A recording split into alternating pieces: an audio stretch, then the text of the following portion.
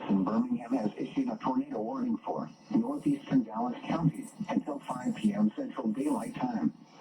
At 4:12 p.m. Central Daylight Time, a severe thunderstorm capable of producing a tornado was located over Old Cahaba Park, or near Selma, West Selma, moving northeast at 35 miles per hour. Hazard: tornado. Source: radar indicated rotation. Impact: flying debris will be dangerous to those caught without shelter.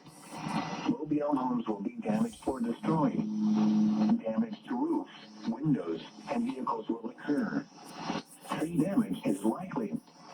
Locations impacted include Selma, Valley Grande, the State Park, Old Cahaba Park, Memorial Stadium, Burnsville, Dallas County Horse Arena, Potter Station, Sky Harbor Airport, Summerfield, Valley Creek Junction, Plantersville, Edmund Pettus Bridge, Selma University, Barrett Creek, and Hazen. Take cover now. Move to a basement or an interior room on the lowest floor of a sturdy building. Avoid windows. If you are outdoors, in a mobile home, or in a vehicle, move to the closest substantial shelter and protect yourself from flying debris.